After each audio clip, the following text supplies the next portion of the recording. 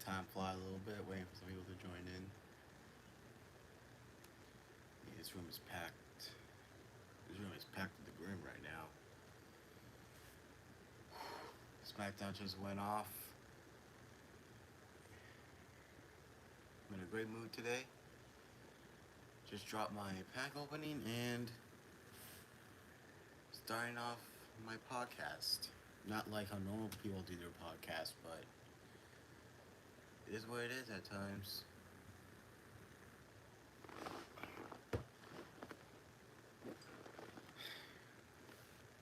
Got a lot that I want to get off my chest. Because trust me, when I heard and saw what people were going through, I had to come out here and talk.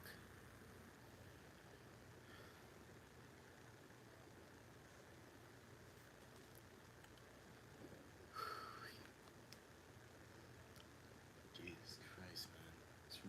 This room is packed full of. It's like every corner and every wall in this room is like always something. Either it's clothes, suitcases, or even anything else. It's always that.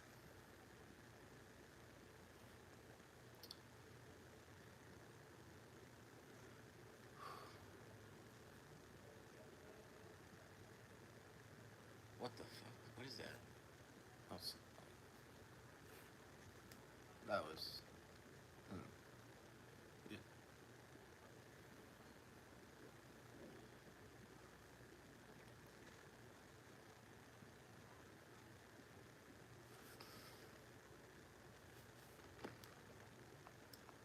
Not really gonna do my intro yet. I'm gonna wait till some people join in on the live. Because if I do the intro for my podcast live, then like, what's the point? What's the point of it when no one's gonna be in the stream and they're gonna be late on it?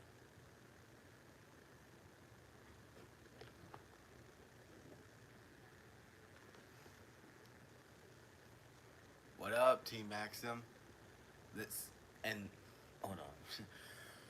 Welcome everybody to episode 1 of the Final Bosses podcast, a live stream podcast where I talk about wrestling and I talk about video games in general.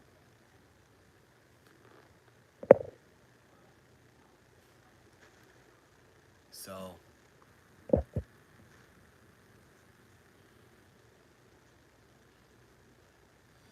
yeah, so SmackDown just ended off, and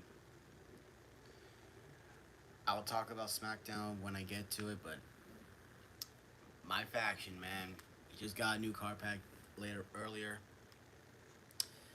and oh boy, I got a lot to talk about. First of all, I wanna say that TH Jamie, if he's in the stream, he's probably not in the stream, but if he is, then I do feel bad for what you had to go through. You were at 1.7 million MFP, now you're at 30K, but that's only because you can't pull Trish. Like, it should not be like that. Plus, the pricing of pack shouldn't be that expensive. But as I will always say, the reason for that crap is because the fact that TH Jamie took advantage of, it wasn't a glitch or anything, it was just the way super packs were supposed to hit. And 2K was furious at that, and that's why they increased the pricing this early on. So, yeah, I didn't take advantage of the glitch. I wish I didn't have school that day on Friday. I would have been rich. But then again, like, I would still be where I am now. Like, broke of MFP.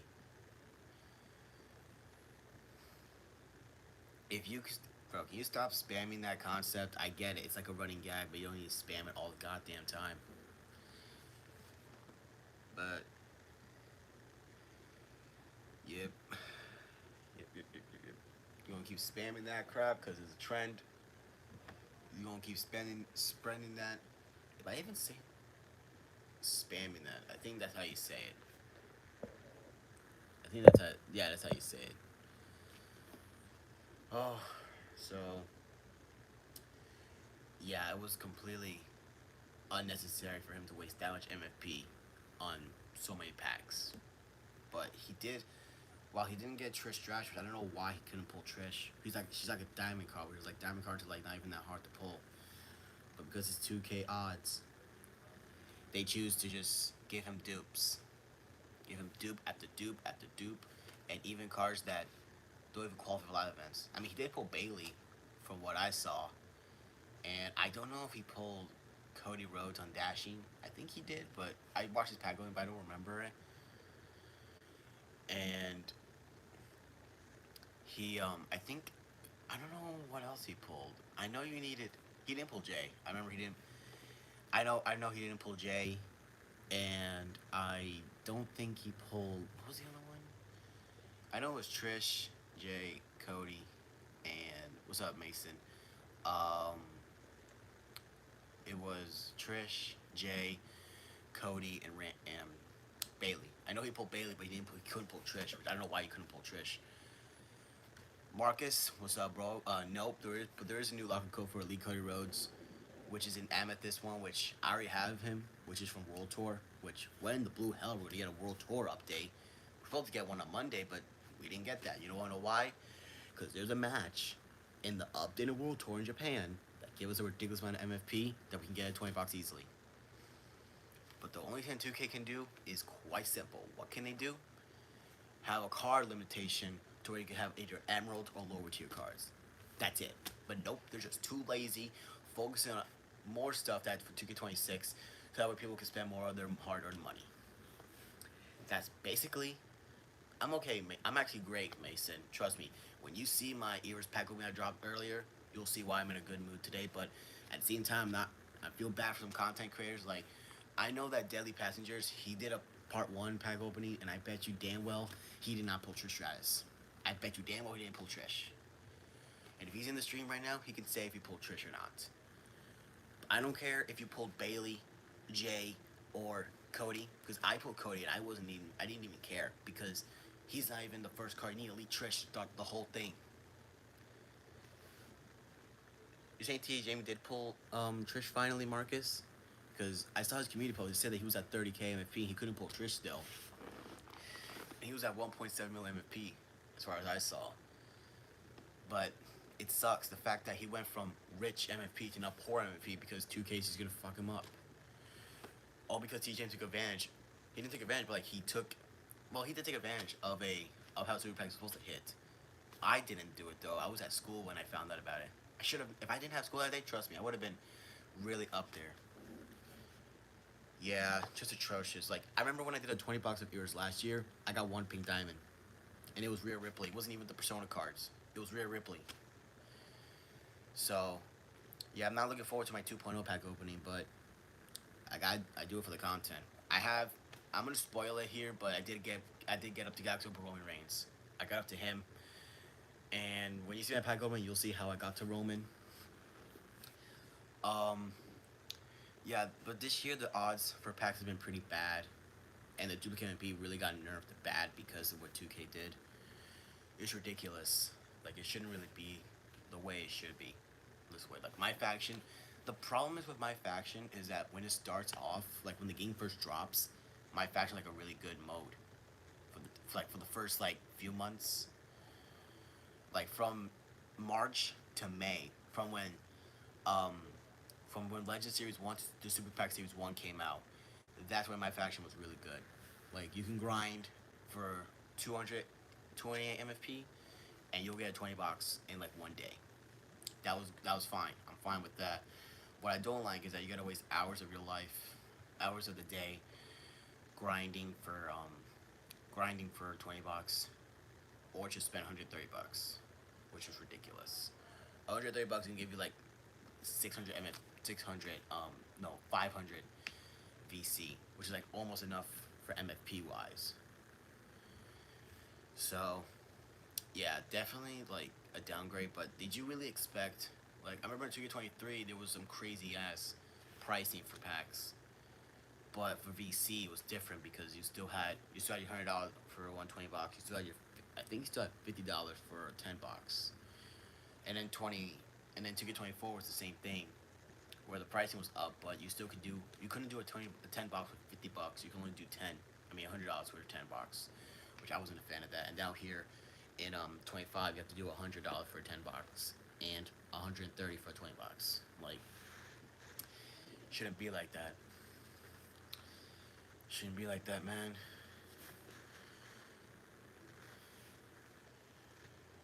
And I want to get all the My Faction stuff out the way before I move on to SmackDown.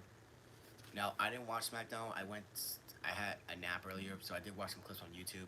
I'll get into what I saw later on in this podcast episode. So I'm not gonna be here for too long. It'll be like probably like an hour long podcast live stream. So if y'all want to join in, you can join in. Won't really be for too long. But yeah. Hey Marcus, have you ever gotten any good pulls from the Eras Basic Pack? I know you're a Basic Pack king. So you, because I haven't, you've been pretty quiet on your community posts. You've been getting some. You're also getting Seth Rollins though. Definitely a hard grind to get, especially when just opening Basic Pack. I know you opened Deluxes because I did see you did pull. I think you pulled John Cena from a Deluxe. I think I could be wrong, but I think you did pull from a Deluxe. So yeah, it's one of those things where people that go on your videos, they so like if you spend $130 on 20 bucks, that's perfectly fine with you. That's up to you. But if you get like Elite Trish for using VC, you get people in the comments saying, "Oh, so if you spend $100 on 20 bucks, you get Trish Stratus." It's not like that. It's really based on one thing: luck. That's what it's based on. You can spend $130 and not even get Trish. You can spend 540 MFP and still not get Trish. It's really based on luck.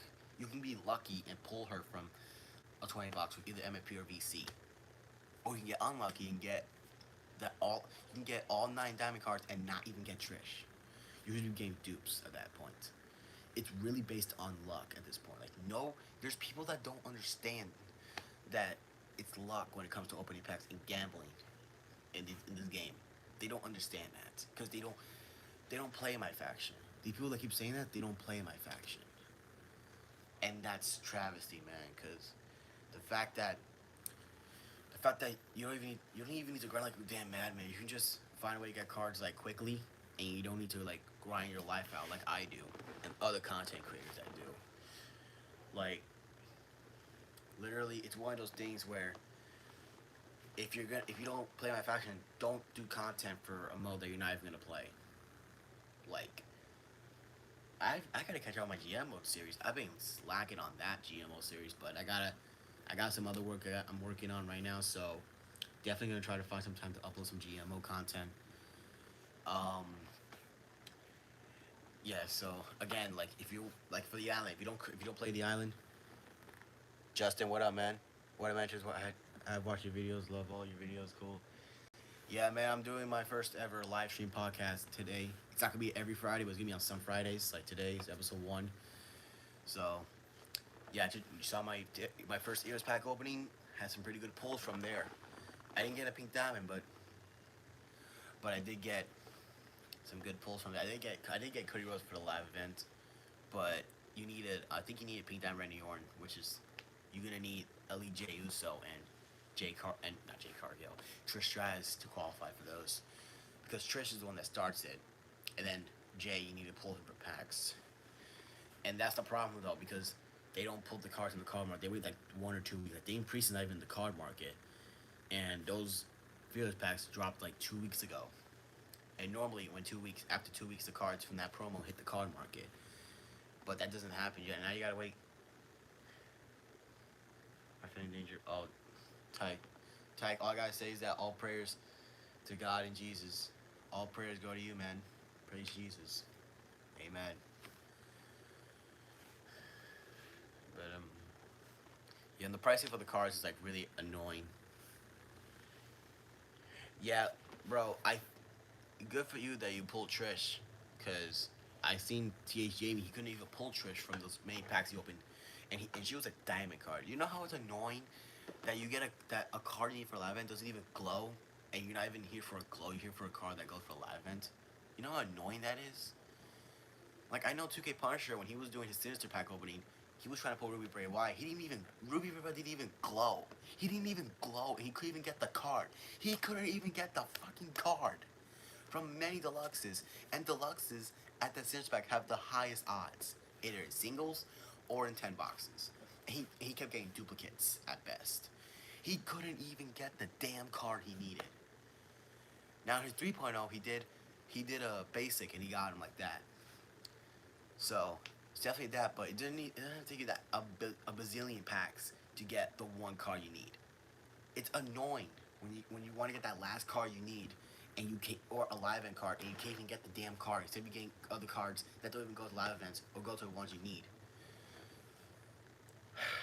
I don't get it. I don't get what 2K thinks they're gonna get at this point. At this point, people are not gonna pre-order 26. Or gonna buy. I'm not sure I'm gonna buy 26. I'm probably not even. If I'm gonna buy 20, I'll probably buy on the Switch 2. If it comes out on the Switch 2, I'm probably not gonna touch it on my Xbox. I'm probably just gonna play 25 on my Xbox because I am having a blast. I am having fun playing 2K25. I have fun playing with the MyRise. I like the replayability of it and the amount of like new unlockables you can get, the new cutscenes and choices that you can make. I like that concept. Universe mode is pretty fun. I am trying to make it as fun as possible for me. My GM is a pretty. It's getting better, but like not on levels as the SVR series. The island is, it's eh. We still need a map, but it's me. I'm on the fence of buying 26. Yeah, bro. A lot of people are real on the fence of 26, man. A lot of people are, and definitely, bro. What pisses me off is I want to shout out Smack Talks for a quick second because I watched one of his videos and he was talking about how 2K had an interview about the island and how people had mixed reaction about it, but 2K, according to them, it was a massive success instead of us buying microtransactions.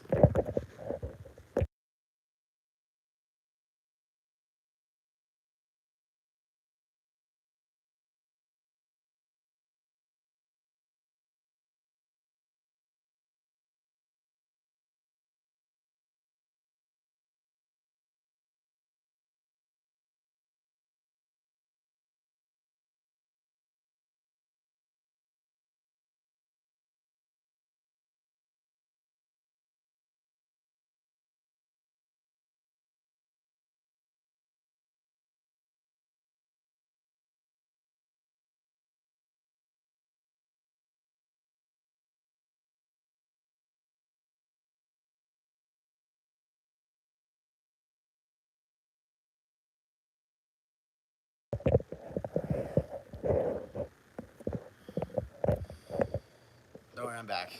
Had to deal with some business.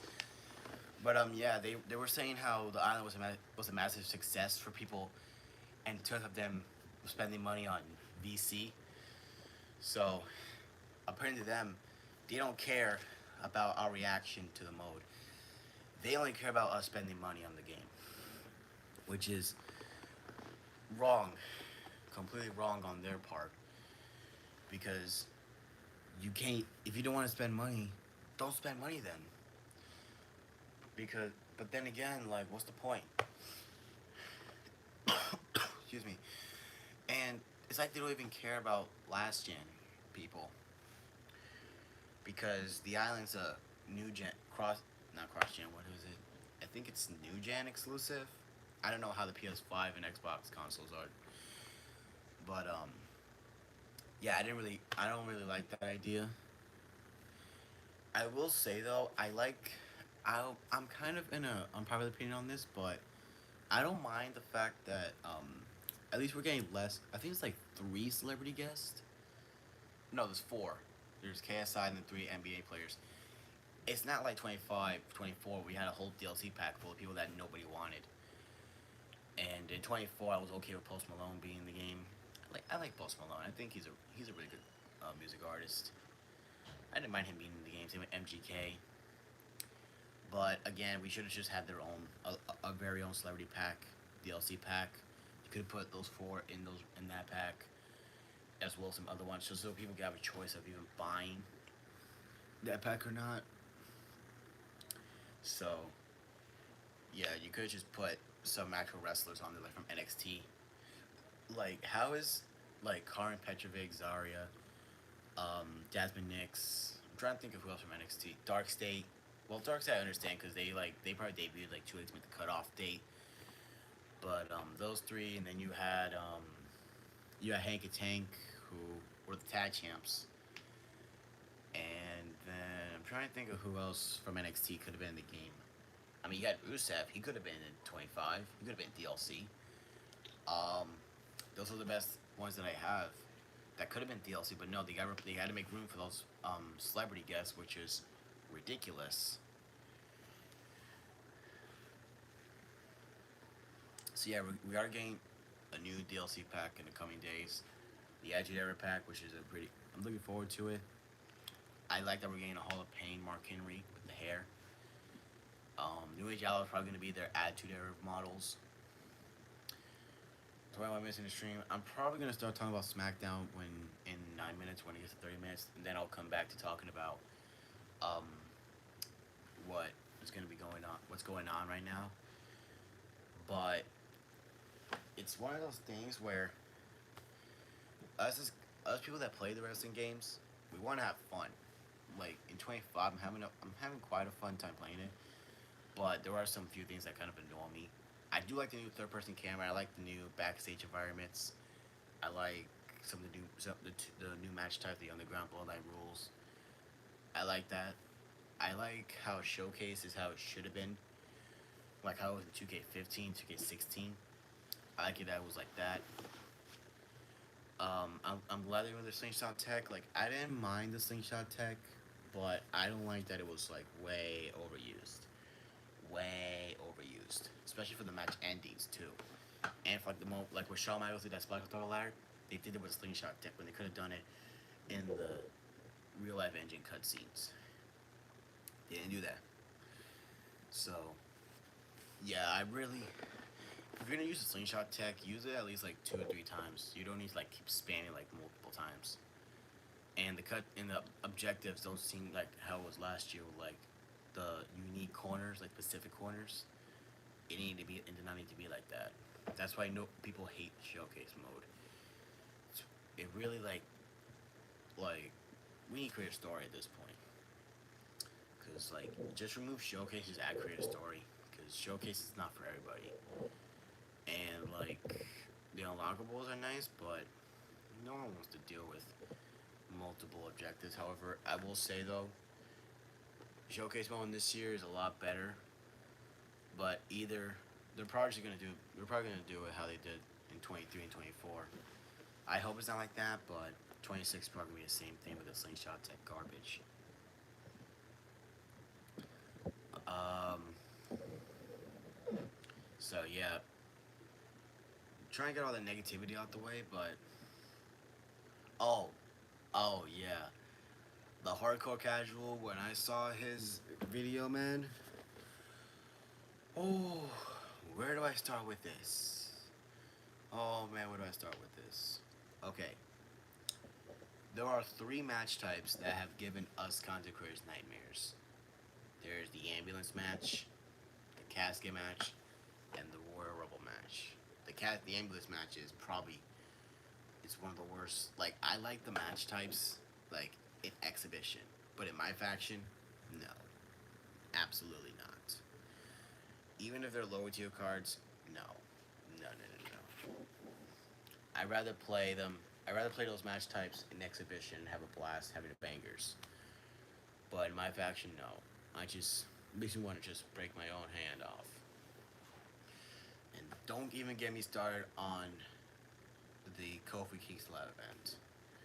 That live event was worse than the John Cena one because the Kofi one, I did the live event and I didn't even know that the finisher didn't even do the damage that it was supposed to do. And it took me multiple tries to do it. Once I got that channel card, I didn't care about getting the free packs. I was done. I was done. I didn't want to play this shit no more. And the Cena break Sammy one took me 4 tries to beat him. On the 4th try, I went to the backstage area and I whooped his ass and put him in the ambulance. Match was over. The underground match is not that much of a nightmare. I think the underground match is not too bad. I know the Cena breaks Taker one was annoying to do, but I feel like if you know because you if you know what you're doing in the underground match, it's not like too like it doesn't make you want to slap yourself in the face with the controller. It doesn't make you want to throw the controller against the wall. But the casket match. Oh my goodness. Do not even get me started on the Dirty Dom and Demon Battle Live event for the casket match. Oh my god. Bro, a lot of people, especially on PS5, must have had their fingers fucking want to fall off.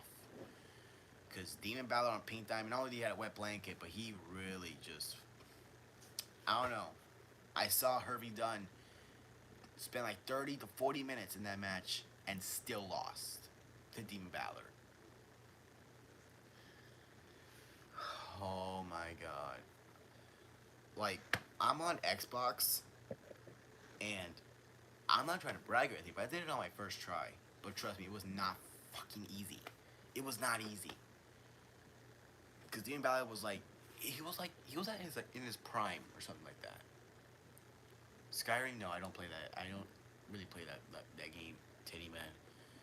Um, but yeah, that Demon Balor event was so annoying. Like the casket match, like, bro, I never like once I did it one time, I was done. I was done. I never wanted to play that shit again. No, no way. And then you have the Rumble match now. The hardcore casual, man. I play WWE games. I play I play GTA games, and I've also played other games.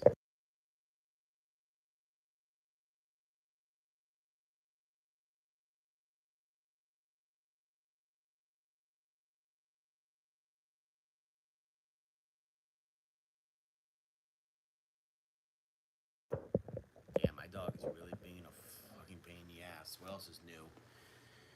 But yeah, the Rumble match, the hardcore casual, he did like multiple days trying to get that damn live event going. But there's so many fucking giants in that Rumble match that it's hard as hell to win that match. Like it's really, I don't know why. Like literally, bro. At least with the Stephanie Vaquero one that I did, it wasn't like too difficult because you are using the Sapphire, and it's not like you're facing lower tier ones, and plus you do get a signature. There's only one giant that's Nia Jax, but if you do get elimination and you get a finisher signature, it's easy to knock her out. And so there's that, and there's Sol Ruka. I don't really hear people complain about Sol Ruka's live event, right? Because Sol Ruka's there's probably like some strikers and high flyers. I haven't done it yet. I'm gonna try to get the diamond pack so I can do those live events and see how it really is. I'm probably not gonna do them like on camera. I'll probably do it off camera. I can do the live events, but I'll, I'll let y'all know how it is. 28 minutes here, so we're gonna get into SmackDown. What I know, what I've seen that's going on SmackDown. So I did see I saw a segment with Brock Lesnar and R-Truth, and the fact that Brock really ripped the back of his jeans, man, the back of his jeans, and he was playing it off, man. Bro, Brock was a fucking good, and I like that they didn't make R-Truth look like a damn like how he was in 2020 with him and Brock. They actually took care of his characters, Goofy, but at the same time mostly his Ron Killings persona. Because you could tell that R-Truth really wanted to be his own character, and you could tell he really wanted to get his hands on Brock, and you could tell he was really aggressive in that promo. And I did hear that Vic Joseph and Booker T did take the place on the commentary team, which I'm okay with because I like their chemistry together. And yeah, Sami Zayn and Ray Phoenix had a U.S. title open challenge. I like that Sami Zayn is paying tribute to John Cena. I like it how he's playing it, how he's doing the open challenge as now Cena because um, I like the segment they did on SmackDown where Sammy wanted to honor Cena, and of course Cena had that pretty great match with Sami on SmackDown on Raw in 2015. So 10 years later, Sami Zayn does that. So that's nice. I didn't really know what else is going on SmackDown. I didn't really watch SmackDown. I don't really have the time to watch wrestling, so I caught those clips on YouTube Shorts from WWE. I'm gonna see what else is going on, but those are the two things that I know that happened. But I do know, besides that, I do know that they're a little teasing a Street Profits breakup, which I'm all in for because it really does give Montez Ford his singles push, and it does give Angelo Dawkins a pretty good time to be a singles wrestler. And I also think that Ivar was a really underrated solo guy. Ivar was pretty underrated in my opinion. Cause I've seen Ivar's matches on Raw. He was doing some bangers. He was having some pretty good matches.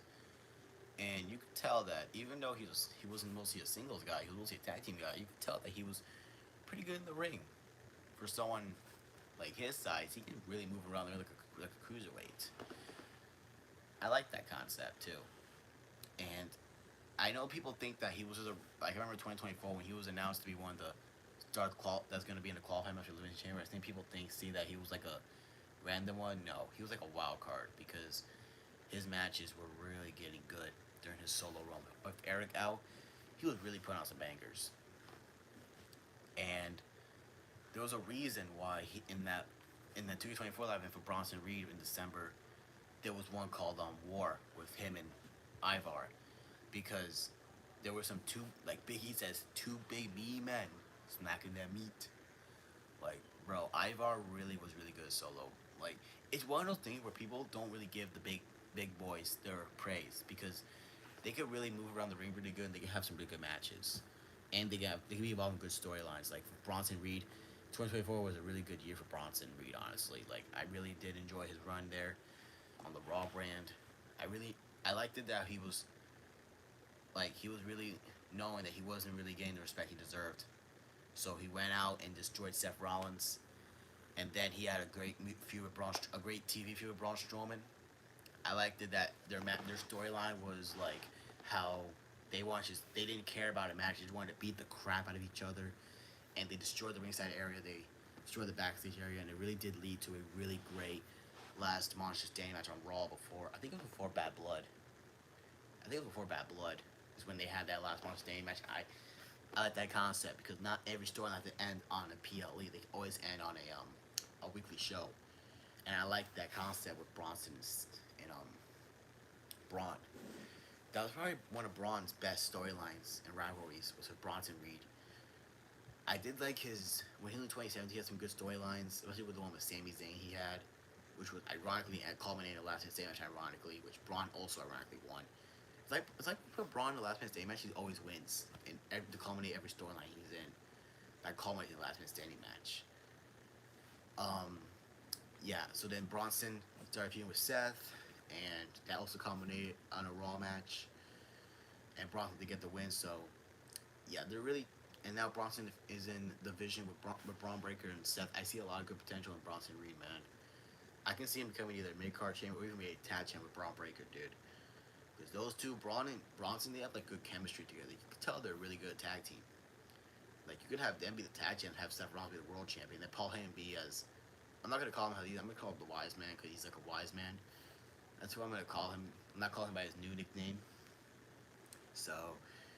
yeah, I feel like Bronson Reed can be slept on at times because that boy, he can be big, but sometimes it doesn't really matter about the size. It matters if you're good in the ring.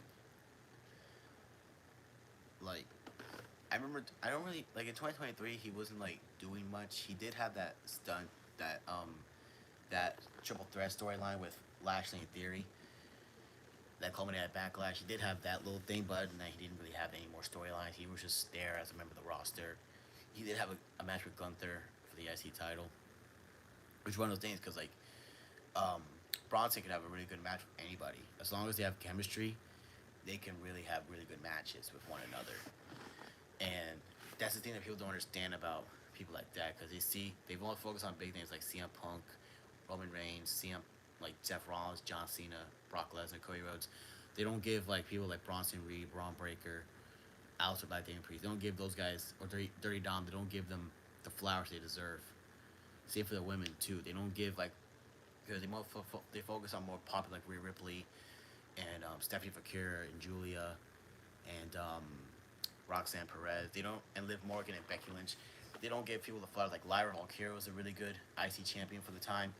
She was putting on a good match. She had a good one with Raquel too. Like even bro, Raquel Rodriguez is really improving a lot more, especially when her run the Judgment Day really slept on at times. Because Raquel really improving, and she's really playing the Diesel part, but definitely a lot better than Diesel in my opinion. No offense to Diesel, of course, but if you really think about it, Raquel can be really improved at times. So definitely that. I'm trying to think of other people that get slept on at times because like they're like um stuck between the top ladies of the roster. So yeah, I was a little disappointed to see Naomi had to drop the title, but totally understandable. I do know she's gonna win her title back soon, but gotta focus on that little Jimmy. Oh man, R-Truth, man, R-Truth is gonna have a brother. Oh, my phone's low battery, but I don't care. I'm still with y'all no matter what. Probably gonna end the podcast when it gets to like really low battery. I could charge my phone over there, unless it's like over there. Yeah, but I'm not gonna take the risk on that charger over there. I'll probably hold on. I'll be right back real quick. Pause the screen real quick. Ah, God, this chair, man. This fucking chair. All right, where's my charger at? There it is. Where's the extension cord? Where's the cord at? Oh God, there it is. Okay, get it over there. All right, we got some people in the chat. Some people in the chat. What up? What up? What up? What up? What up? Tune into my first episode of my podcast. Is my phone gonna charge, or is it gonna be a horn bag? Will it be a horn bag phone? Okay. All right, let me find a way to position this phone. Put it like right here. Will that work? Looks like it does. Okay, it does. Perfect. All right, so it should charge 6%. You hate to see it, but still here, y'all. So yeah, there's a lot of names in WWE that really get slept on at times, but just they don't get the praise they deserve.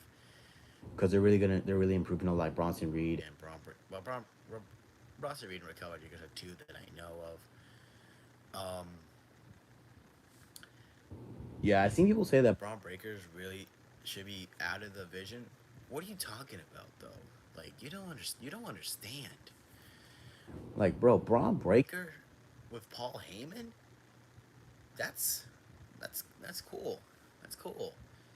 And plus, like, Seth Rollins can help elevate him to bigger and better things. Like, no one understands that. Like, bro, give Braun Breaker more time with the Vision, and he's gonna be a star like Seth Rollins is, a main event star, like a big one. Same with Bronson Reed, because like the point of factions that like for the point that I'm seeing with Bronson and Braun Breaker with Seth Rollins is to help both of them elevate themselves as big main eventers like Seth Rollins is, and they're getting put in storylines with big names like the Usos and Roman Reigns, and win or lose, it's all about what you do in the ring. And that's what Bronson did with Roman at Clash in Paris. You could tell that Bronson is going to be a future star as time goes on. And then now you're teasing a breakup you're not teasing another breakup. This time Jay turning heel and LA Knight. They're really putting the game right now. Like if you ignore all the business deal they've done and you just look at the current product, you could tell there's some really good moments in there. Like Jay Uso turning heel, the Seth Rollins epic cash, and Brock Lesnar coming back.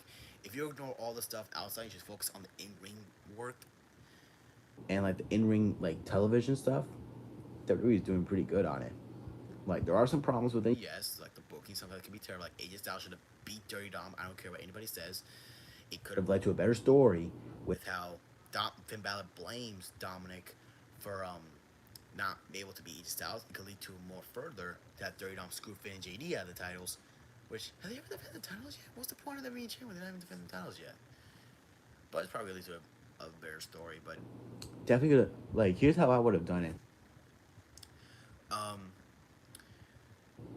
don't put El Grande as involvement in that match between AJ and Dirty Dom. Just have Dirty Dom lose to AJ, and then have Finn Balor get upset at Dom for not holding it down by himself, and then Dirty Dom just like complains and just tells Finn how am I supposed to get it done if you're banned from ringside, and then it leads to because I think Dom has the match against Redakiro.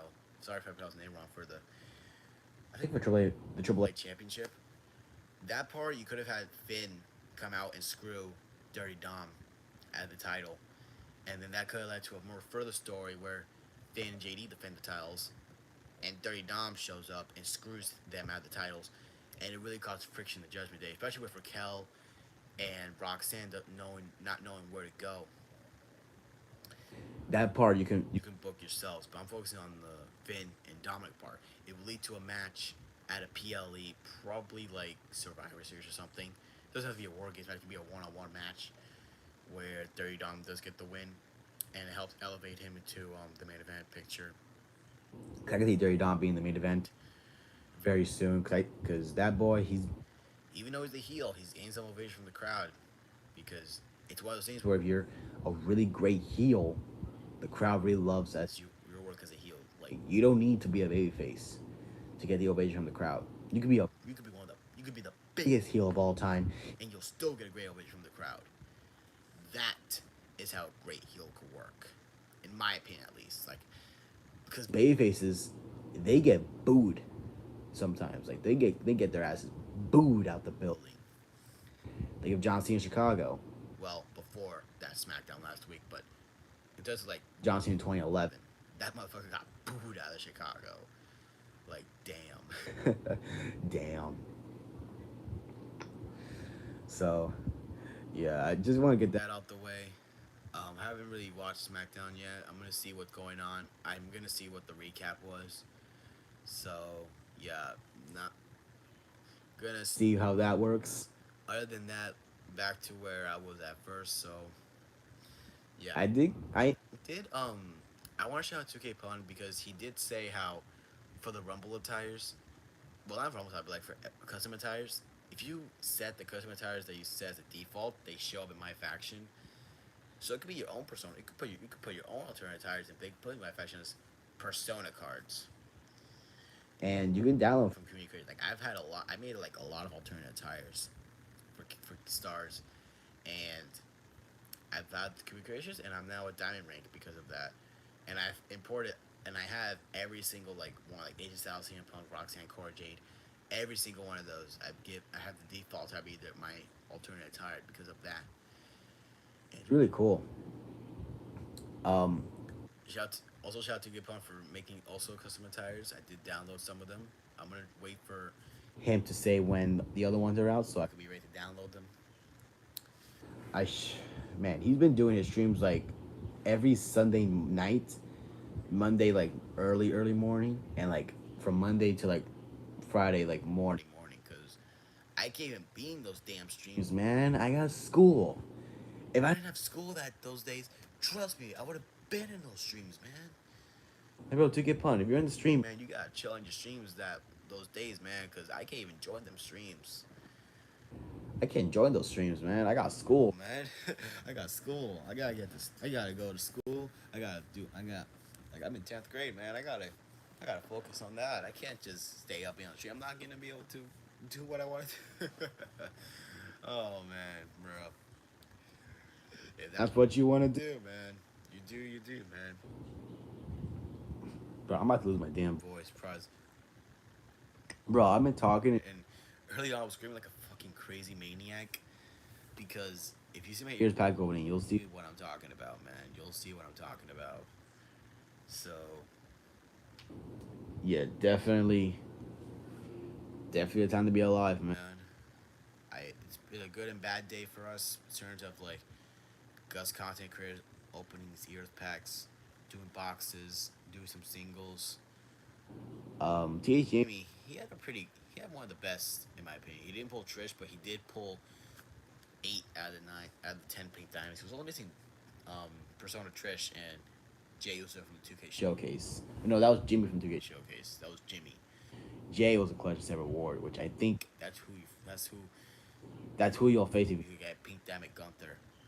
But you need Elite J and Elite Trish to start it. Even though you get Trish, you still need to get Jay to continue on.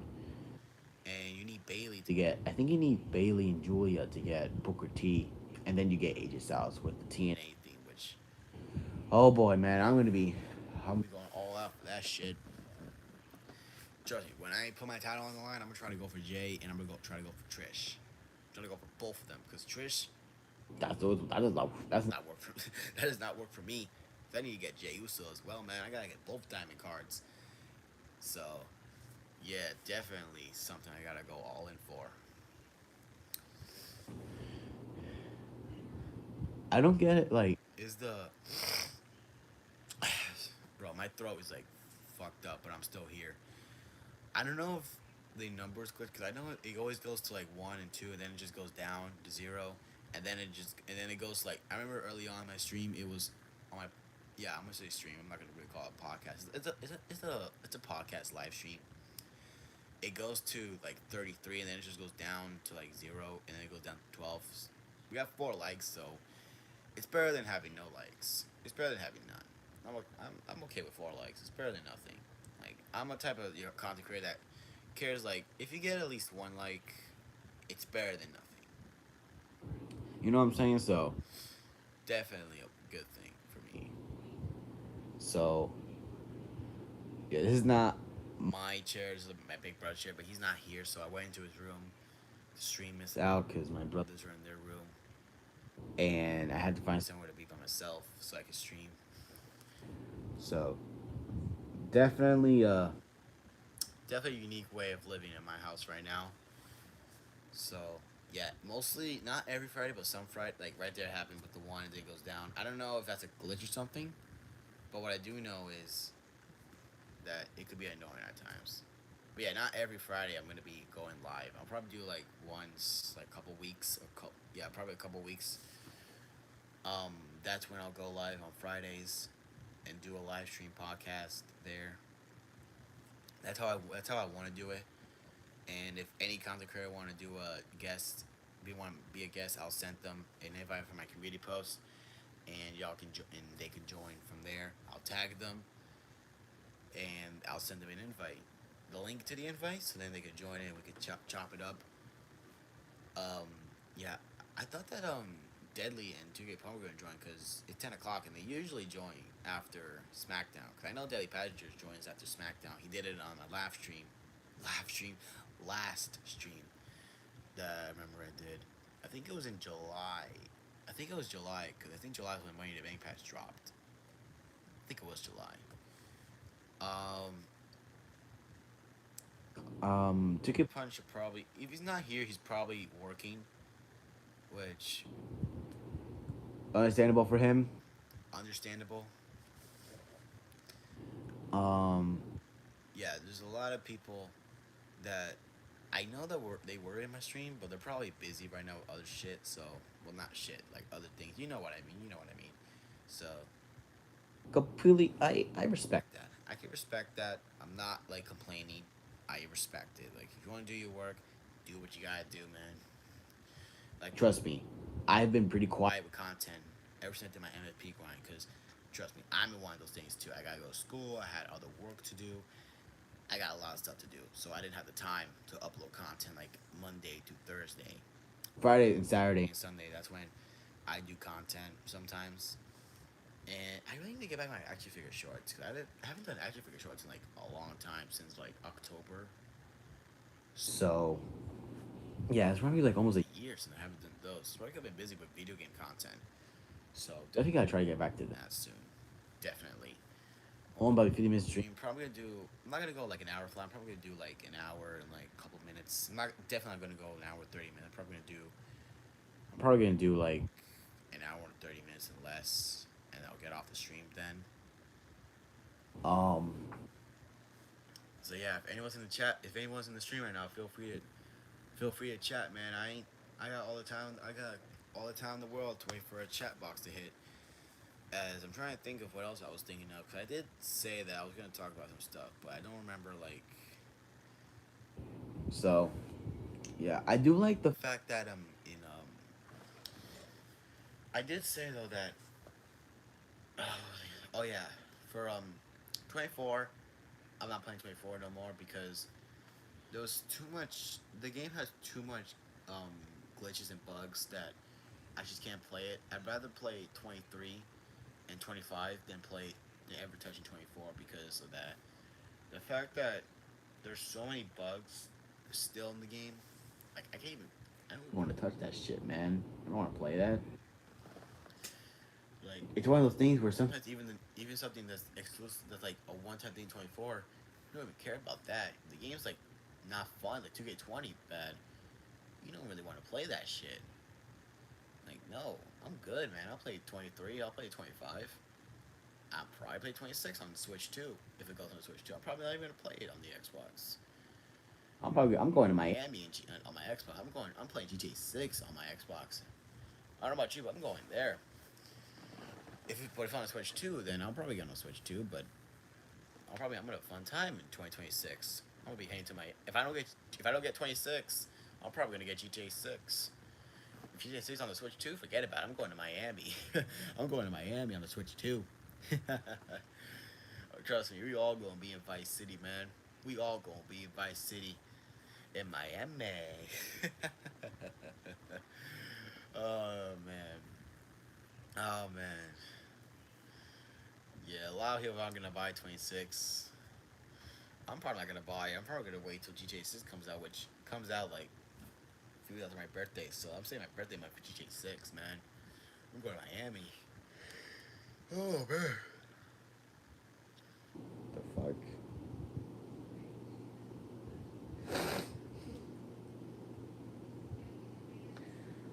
Oh, yeah, I'm losing my voice over all this shit, man. I don't really talk that much. Chair is locked. The chair is locked. Comfortable in chair I have in my room. I'm ready to get one of these chairs one day. So, yeah, we got WrestlePalooza coming up. So, we know we're getting Stephanie versus EO. We're getting Brock and Cena, the mixed tag match. I think those are the three matches that are announced so far. I think there's other matches that were also announced, but I don't know what those are. I do know for those three matches, I'm going to go with for the predictions for those matches. I'm going to go the next tag. I'm going with Punk and AJ for the win. Is AJ's least first match back, so I'm going to go with that. Stephanie Fakir is going to beat Io Sky for the women's world title. 100%. She's going to win the world title. I don't see Io winning it again. I see Asuka screwing her out of the title, turning heel, and forcing Kairi Sane to join her. So they both turn on Io, and Stephanie Fakir wins. Stephanie doesn't know what happened between Io and Asuka.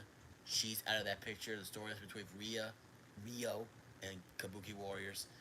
Stephanie focuses on more challenging for the women's world title. There's that. And Cena and Brock, I'm going to go with John Cena on that one because Brock Lesnar has beaten Cena multiple times. And Cena's beat Brock like, what, one time at Extreme Rules? I'm not going to count the DQ at Night of Champions. I'm not going to count that because it's a DQ. So I definitely see John Cena going to win that match. Probably going to get his 100th singles win. And he'll probably have a match at War Games, probably in a War Games match. And then there's Saturday's main event, which is going to be his last match, which is at Washington, D.C. of all things. Batista's probably going to be there since it's his hometown of Washington, D.C. I'm sure he's not at Boston, though. That kind of makes me believe that there's probably going to be a swerve where The Rock is going to return and face Cena and have force Cena to do one more date, which is probably at WrestleMania 42 in Las Vegas. It's probably going to be that. So I could shout out to Murph's YT13 for making that fancy booking of John Cena's retirement tour and adding that twist with The Rock. I definitely can see that because, like, why else is it in Washington, D.C. when John Cena's last match was supposed to be in Boston, which is where it's not even like his hometown because, like, his hometown's like West Newbury. But I don't know why they say his hometown of Boston. Unless he was born in Boston and grew up in West Newbury, I think that's how it is, but I don't know. don't know, man. I don't know. So yeah, definitely looking forward to John Cena's. John Cena's last run, I am enjoying it more. I didn't really like the heel run had potential, but it flopped. Like it really flopped. And I when he Turned at Elimination Chamber and he he dropped the mic at the press. conference. That was probably his best work as a heel because Think about it, John Cena is a he was a heel for the first time. and he refused to answer the question and dropped the mic. If that doesn't give him a reward for the best heel title move of 2025, I don't know what will. And then, like, that was better than the promo he did in Brussels because the crowd was like booing the hell out of Cena in Brussels. And John couldn't even talk. Like, John's voice sounded like a goddamn heel. But his like Promo work as a heel, like, was just, it was too much lines where he was, like, insulting the crowd. It was like that. Like, and I get it that he was, like, by himself, but you didn't need to always have a shot at the crowd. However, I will say that one shot he did at the kid, that story he did with the kid there, and then when he turned face again, he had that apology to the kid. That was probably one of his best storylines as a heel. Ironically, kind of funny though. But off top, but other than that, his heel run wasn't really the best. Like he did say it was ruined wrestling. I will say the fact his ruined wrestling gimmick was pretty. it was okay for what it was. Like you can tell his matches. Like he was trying to do like a slower pace match for someone his age. Trying to do that, but No, I don't see that. The one way I saw him ruin wrestling was when R-Truth was released. that's probably John. His best way of ruining wrestling because R-Truth was like one of the most popular stars in wrestling in general. Like this was a man. And who was the first African American TNA, well not TNA, but NWA World Champion. And he was a two-time champion too. This is the guy who was Really like ahead of his game in that time. and he was released and John Cena really was probably the reason for that release.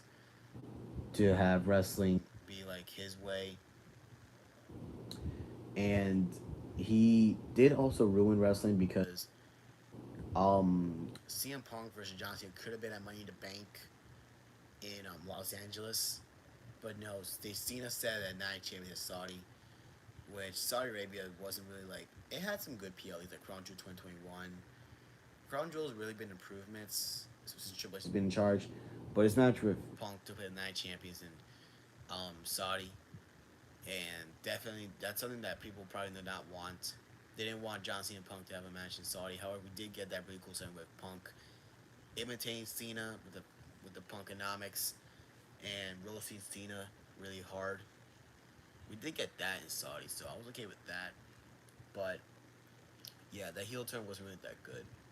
like his match with Cody was Probably probably his the worst match of his heel run because it really gave me Triple H versus Randy Orton vibes. Like I like the build up.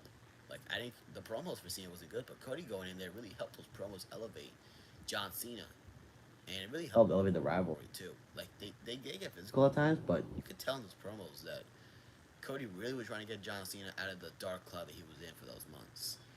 and the fact that And the fact that those two had like a pretty disappointing underwhelming match really just like fucking Travis Scott by himself. Travis Scott. You could have had him with The Rock. And plus that's the number one reason why I see his heel to fall because like there was no appearance of The Rock. And The Rock was like when he did the throat thing to Cena's face. In front of Cena's face, that was crazy. Reaction from the crowd. And The Rock was the reason for Cena's heel turn. Travis Scott, I'm fine with, but you could just put him with The Rock. Like Travis Scott was like He was trying to take the spotlight in the match, literally. Like I was fine with Cody Rhodes giving him the crossroads. I like that, but still, you could have just put The Rock in there too. You could have put the final boss. You could have put the final boss there. I don't get it. That match was so underwhelming. I will say though, we did get some pretty good story with Cena. Cena. We did get his match with Randy Orton. At Backlash. I like R-Truth's story during this heel run during John Cena's heel run because you could tell that R-Truth we were trying to get out of that void he was in with the comedy gimmick. He was Trying trying to to get get more more of of a Ron Killings gimmick. and I like to. What's up, retro vibes? I like that Truth had his way Barrett. I like that he was trying to prove. He was saying how John Cena, that heel Cena wasn't the real John Cena that he knows. And he was trying to make some sense to him. I like that. And I did like his promo on SmackDown 4 Saturday Night Event where he was really trying to. He was really Giving out that Ron Killings vibe, and he returned Money to Bank to a massive ovation to him as a pop, and then he turned to Ron Killings, and now it's like I hear that he's doing a split. Like, bro, get rid of the comedy gimmick, have him be Ron Killings. That's it. Just give him the Ron Killings persona. because trust me, if he's ever gonna be Ron Killings, He's gonna be a future world champion. Trust me on that. Like, once R-Truth starts becoming a full Ron Killings, he's being a future world champion. mark my words, he's gonna be a world champion soon. Not this year, and probably not next year. But really soon, Ron Killings will be on top. But yeah, I'm really glad That Cena's now babyface again. He's really putting those babyface promos again. He's being how he wants to be, and I liked his promo that he could before SummerSlam, how he turned babyface. and I like that. And John really admitting how the heel turn flopped, and I liked how he admit that what he was doing was wrong, and all that. Really good. And I did understand Why in my faction we did get for Cena 25 for the heel we didn't get his Mania one. His Mania one's gonna be DLC, the Farewell Tour pack that Shadow Wade Wilson he found. I understand why they gave him the Brussels attire because the Brussels attire was like his first like heel attire. The Elimination one doesn't count because that was the attire he was a babyface. and you can still the shirt's in the island. The shirt for Elimination Chamber is in the island, which why would you spend money on that? Like I have the T-shirt because I did buy it with my VC. But still, I do like that we are In getting the Vegas scene, which is probably my favorite heel Cena attire, which is the Vegas the attire. I like that one. We are getting Ron Cena. and we are getting John Cena Thugonomics. And we're getting Brock Lesnar, which is good. And I did see from Russell WrestleMania that there was 4 Brock Lesnar's in 24 in the game roster. We saw that there was a 2020. I mean, was it between 2014 and 20? Well, I mean, I think in 15 Brock Lesnar. The entrance tie didn't have the hat on, but 2014 one did. I think that's the difference. he's all doing is probably an unlock It was an unlockable from the store, the purchasable store, and then his default tire is just the one that is in the base game, like the one from My Rise. Brock Lesnar was in my. He was not only showing, he was also in My Rise in the second to last match, where you face off against Brock. So Yeah, a lot of things. looking towards the future right now, going into WrestlePalooza. Yeah, hopefully we are getting a new pack next week. Hopefully, we are getting Pink Diamonds still in packs. We still have not gotten Galaxy Opals yet, but I know a lot of us should be up to Galaxy Opal Roman Reigns. Yeah, I'm not the first one, but I am one of the first. The keyword is one of. I know TH Jamie, and I know that Daily Passengers are up to Roman Reigns, and other content creators are up to Roman Reigns too. So, yeah, I'm definitely in that club now, Roman Reigns. I've tried him on Faction Wars. He's really fun to play as, and I like his moveset, his animation. Roman Reigns has really fun animations and moveset for some reason. And yeah, he's a really fun card to use. He could be used for rank play though, because that Versus Opportunities level 4, really a game changer card for Roman.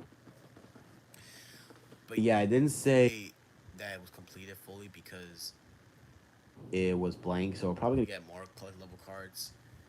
So definitely gonna try to get some more cards to the collection. Thanks, man. I had this shirt since 2021. I think it was October of 2021 where I got this shirt. I definitely like the shirt though. Really cool. So yeah,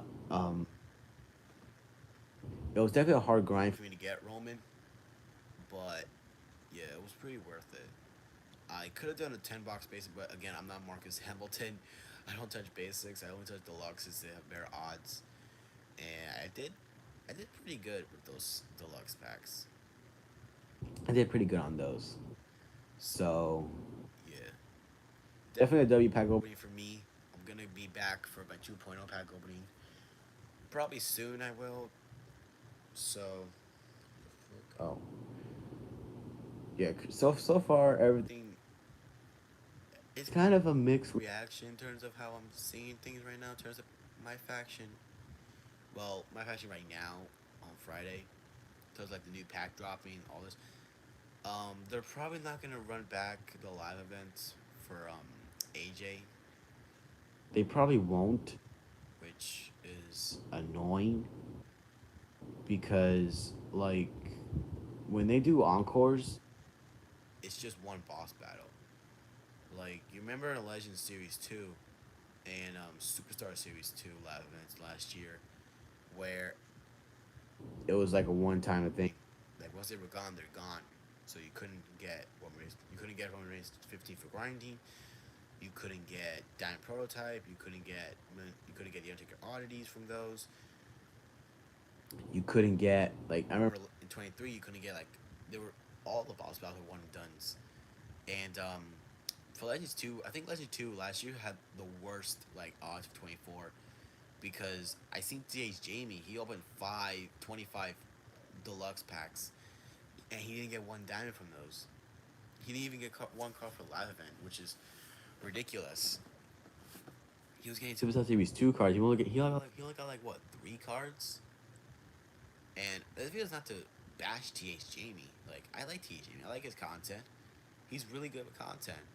But the point that I'm making is he's had terrible odds in these packs, and I've watched his videos, and the odds shouldn't be like that. The odds should not be the way it is. You know what I'm saying? So, like, we need improvement on these pack odds. Like 23 has better like pack odds because they had like every single promo and every single card, and 24 is when the packs really got fucked up, and it was really fucking annoying. And we saw the same thing this year. It's probably not gonna change because 2K really wants to make money. in a greedy way. I can't Support that, man. I can't. and I've heard I've saw TJ Jamie some streams sometimes, and I've heard him say about how the Discord server for 2K is like it's just people kissing 2K's ass. like it's Everyone's saying how great was the games in, and I bet you that there's probably my faction people in that Discord that are probably praising my faction, praising 2K for how my faction is, and how they're okay with how it is. Well, us, we're not like that. We know everything about it and how it really gets on our nerves.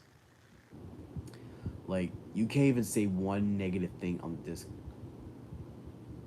My thoughts, I mean, Saudi. It was only a matter of time before that was a thing. It was only a matter of time. Like the moment I heard that Royal Rumble was gonna be in Saudi, it was only a matter of time before WrestleMania was gonna be in Saudi. And same will go for SummerSlam. Slam, and the same will go for Survivor Series. At this point, every PLE will be in Saudi. I do not want that, but that's what it's probably gonna be. And Do I think it's a good idea? No, because because think of like all the international shows like Clash in Paris, you had Backlash in France, you had Backlash in Puerto Rico. Like Backlash has been like an international show except for this year because it was in St. Louis, Clash in Paris was like, the international show. but yeah, they're really like They're really really doing those deals with Saudi, and I'm not like I know it's a good business decision to do that, but there's really other states that you can do it in. so I find it to be is it okay? I find it okay that's in Saudi, but at the same time for the women, like Mania is like a show where you get like amazing attire for the men and women.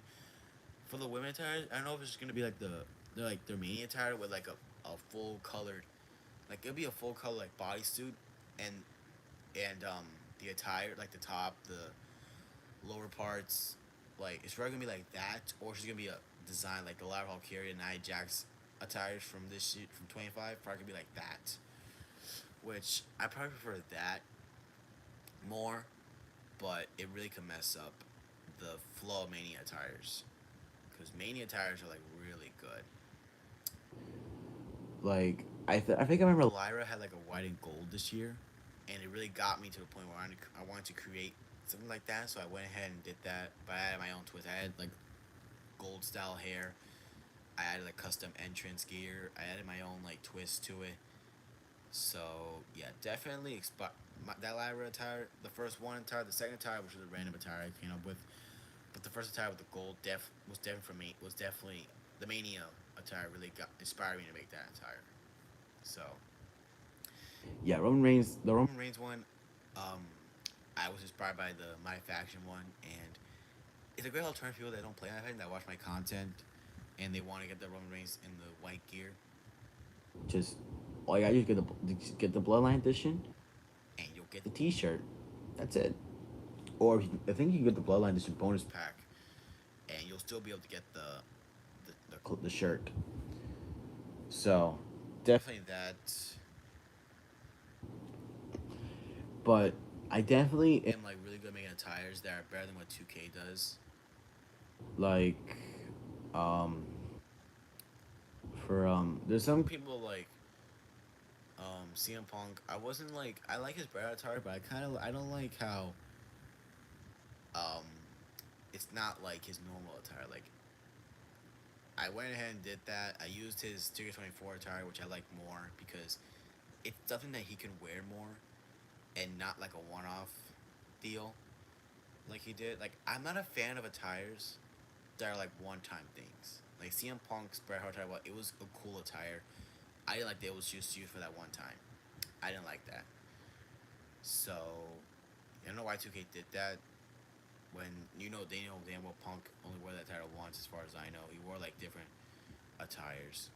I know he wore different attires all the time, but the point that I'm making is that most of the attires are like the one that the attire he had the Rumble, something like that attire. And I have that Elite 114 Punk action figure with me right now in my room. So, yeah.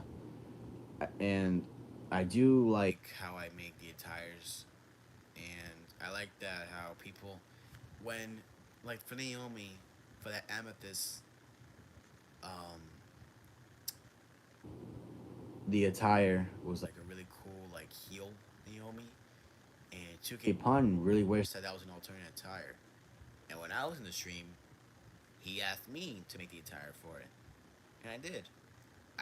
It didn't have all the attire parts, but I made it closer, a really similar version of it, because I knew that it had the attire parts. So I went ahead and did that. I even made a bonus attire, and I uploaded to Community Creations. I tried to find the render that matched DM with this card, but I couldn't find it, so I went for a different one. Definitely a really good attire.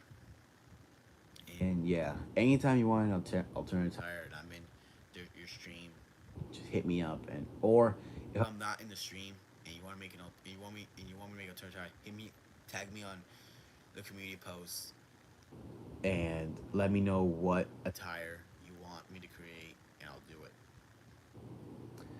So, yeah, and I find it funny how El Grande Americano, like, I think it was Wednesday. No. I think it was Monday when there was a new patch. Monday or Tuesday was a patch, and El Grande was in there. And a few days later in that same week, he's in a pack as a pink diamond. And I played with him, and he has like a crazy high flying moveset for some reason. Like I don't know what it is, but pretty fun to play as, honestly. Like pretty good. I like his finisher with the running headbutt. It's kind of like Ilya Dragunov's Topio Moscow, and it's pretty effective. Like I can see people use El Grande their rank play because of that. And he has some running attacks that are like non-reversible, like that where he goes up in the air and then you just flip him around. Kind of like the one that Chad Gable has, like a running grapple. The running grapple that Chad Gable has. He has that. That running headbutt's a little irreversible. So Yeah. Um. Oh, that was if I didn't say anything else, I was looking at a notification I just found on YouTube about a comment I made. so Yeah. definitely like But the thing doesn't make sense. Like, what was the point of putting El Grande as a Diamond card when he was in the new Wave pack? Shouldn't he have been a Sapphire? Like, what was the point of putting that Sapphire pink card when El Grande was gonna be a Diamond? I don't get it. And if you wanted to create, Create Sapphire cards, then I did that myself. I made my own card art myself with that Sapphire base, and and yeah, sometimes you just gotta take it. Um, I'm trying to see what else I want to say before.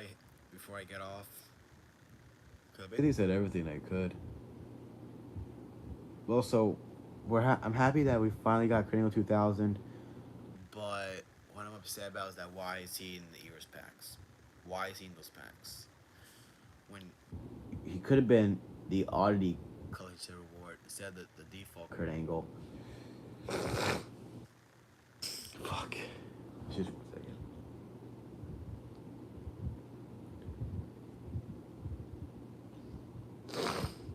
Fuck, my My nose. nose has been like real annoying today.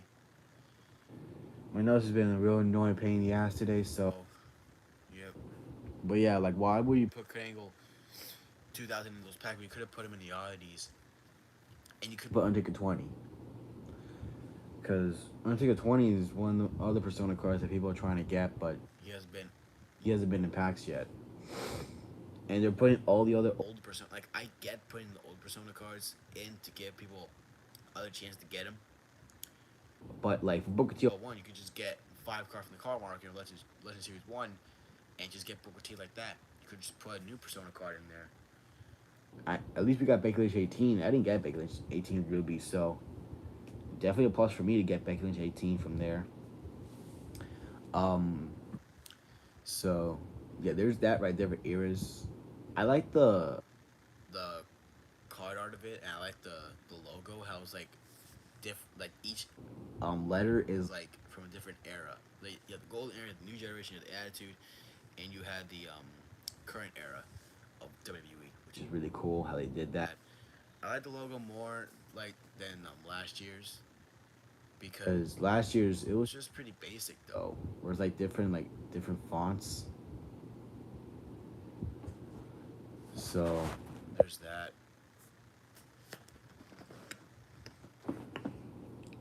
yeah, I'm not gonna be in the stream For for. any longer right now, I'm trying not to go 90 minutes. So I'm trying to think of anything else I gotta say. If anything has something else to say to me about it before I think about About it or get off. feel free to do so. I'm trying to see if there's anything else I want to say before I get off of episode one. On this live stream podcast. Yeah, it's gonna be a pretty good. Hopefully, it's gonna be a good concept for me.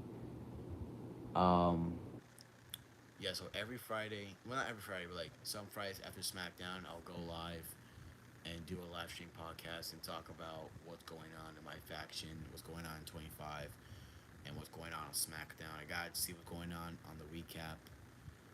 Um, yeah, I've seen a lot of people say about how Sami Zayn really is. getting the Hulk Hogan treatment, like, bro, no, no. Let me shut those off for a second, because Sami Zayn really is not getting the proper treatment he deserves. I get it. He could have put. Carrying crossover at SummerSlam. I get that. I'm not gonna defend Sami Zayn for that idea. It was real stupid at that. But I will say though, because When you really think about it, Sami Zayn is not winning. He has he's not won world titles. Hulk Hogan has. And Sami Zayn, he's not like using like creative control, and he's not doing that work for me, brother. He's doing what he's told to do, and Triple H is the one that's booking. I think Triple H is the one that's booking Sami Zayn. Zayn like that, and I don't mind Sami Zayn. And being the U.S. champion, like that's He's never won. I'm proud of him for that, and I definitely could see him being a world champion in the future. He's definitely in contention to be a world champion soon. But first, Drew McIntyre. McIntyre's gonna beat Cody Rhodes. words. I don't see Cody holding the title for Mania again. I do not want to see that. I just want to see Cody drop the title to Drew. Like, Drew McIntyre is a Really great heel, and he's really has not gotten the treatment he deserves.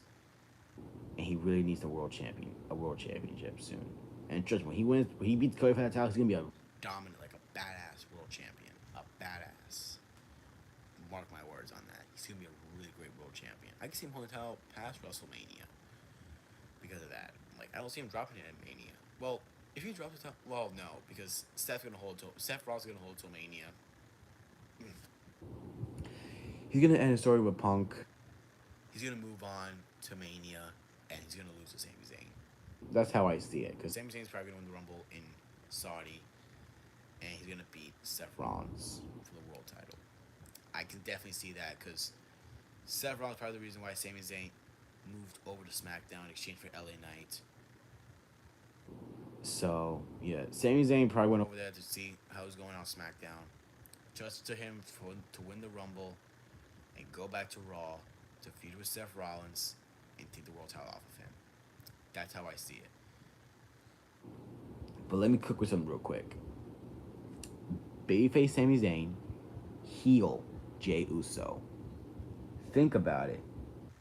Think about that for a second, because we're getting a heel Jey Uso soon. Trust Me on that. We're getting that. And think about the promos. That those two can do with a Heel Jay and a babyface Sammy. I don't know if I'm gonna put Jimmy in there and Roman, but if you just put those two in there with Sammy trying to like talk some sense into Jay, and Jay trying to like talk about why he did what he did, that's really good. That's some good storytelling right there between Sammy and heel Jay. And it just leads to a PLE match where Jey Uso probably beats Sammy. I can probably see that. Because think about it though, because Jey Uso babyface, I don't mind that though. But Jey Uso in his mind thinks people still think he's still a tag team person.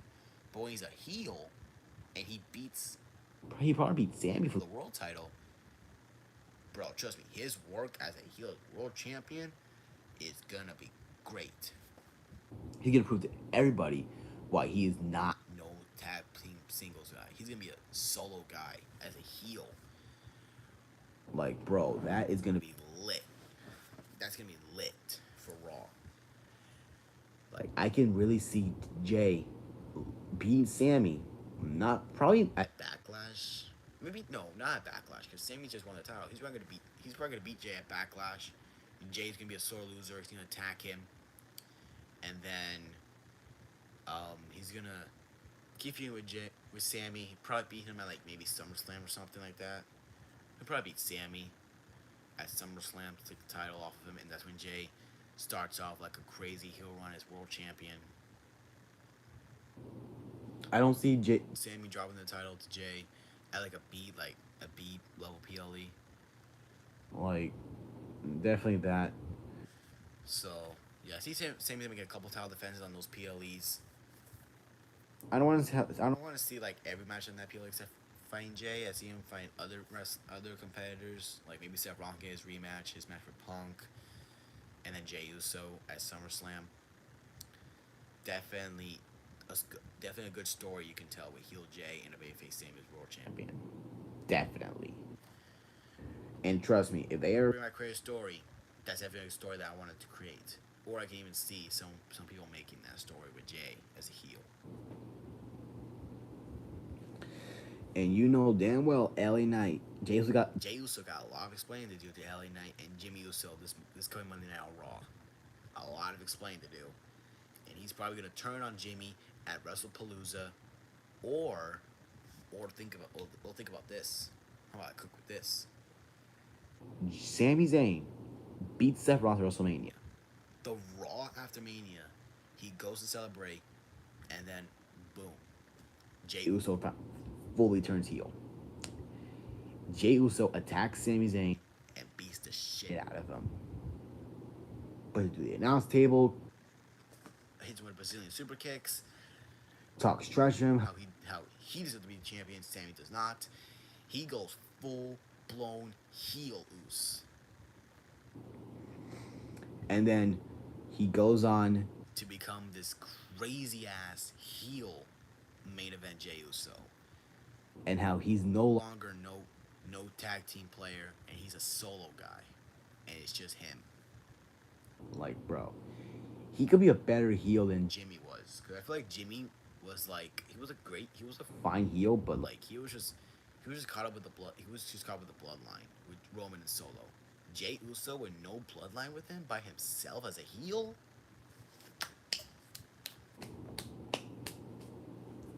bro, that's all I need to do. That's all I had to do. Just Simple. Sammy and Jay by themselves. no bloodline drama. Heel Jay, babyface Sammy, world title. Boom. There's your story right there. That's a yeet story right there. Literally, like, how can you top that? How can you, like, what was we like? Why would you turn Jay heel at WrestlePalooza when it could really just Like, it could really ruin the illusion of him attacking Sammy at the Mania? Because you know that that's probably gonna happen since he's a heel. So I I see Jay get off the Mania card, and then like I can see Sammy eliminating Jay from the Rumble. Yeah, for that one word. word heel. I definitely can see Jay and Sammy be the last two in the Rumble. Jey Uso coming close to winning, but Sami Zayn eliminates him, wins the Rumble, and then Jey Uso goes on to the Elimination Chamber, try to get a shot at the Undisputed WWE Championship, and loses. And he sees he's off Mania. And then the Raw to Mania, that's when he turns. I see that being a great story to tell with Jey Uso. I just don't see him turning heel at WrestlePalooza though, because it would definitely ruin that story with him and Jay, with him and Sammy. I could definitely see that. So, yeah. Asuka is definitely going to turn heel at WrestlePalooza. That's definitely possible. That's definitely going to happen because Io's facing Stephanie Vakir. I see Stephanie winning the match, but that's because Asuka and Kairi. Well, Asuka mostly turns heel on Io, and Kairi Sane's forced to join Asuka. And Stephanie Vakir doesn't know. Well, she's going to be distracted by the referee because she's like in Pain or something like that. She's not. And then the Complete Warriors take advantage of it, and then Stephanie doesn't look. Goes and sees, she doesn't know what happened with Io, but she takes advantage of it and just wins the title. And She goes in that story. storylines with other female competitors, while Io and Rhea Ripley and Io Sky, but Rio go focus against the Kabuki Warriors. Definitely that. The storyline could happen. But yeah, the reason why I don't see Jay turning heel is because The War Games. I see him, Jimmy, and Roman facing up against Division. at War Games. Probably gonna add another member of the group. Well, we have Becky in there, so you could do like the Usos. Punk. Well, I think you can do Roman, Jimmy, Punk and AJ Jay versus. versus the Vision with Becky Lynch. And then, because then You you could have Jay go up against LA Knight in Survivor Series. You could definitely see that. happening. It's like the way that I would book that story is the original match is the Usos And Roman with the Division, and it's just you find a female. to team with them, and Naomi can't be because she's pregnant, and then you have Division, which has the winning Becky Lynch. However, LA Knight goes after Jay because he has forgotten what Jay did, and Then so I know it's gonna go over now 30 minutes, but I'm gonna try to get everything done as soon as possible. So back to what I was saying. So LA Knight goes after Jay. Jay Uso says to them that he's out of the War Games match because he's focused on LA Knight, and they have a match at War Games. So now they need to find somebody else, and Jimmy recommends Roman to make it that there's two other people that want to have their hands full with them, and that's Punk and AJ. And Roman said no because it was a one-time thing. However, Roman did save Punk at times too, so Punk does return to him and helps Roman and Jimmy out, and then Roman just says, "Fine, you two can join, and it'll be 44 War Games." I definitely could see that. that happening. Or, because I don't think they're going to add a fourth member to the division because Paul Heyman's not even a wrestler. He's a freaking a manager role. Why would they put Paul Heyman in a match like that? I believe we've seen him doing a mixed tag team war games match for the first time. Or if not, they could book AJ and Becky for the Women's Intercontinental title. But that's probably in October. The October PLE, which is probably going to be Bad Blood. It's definitely going to be that.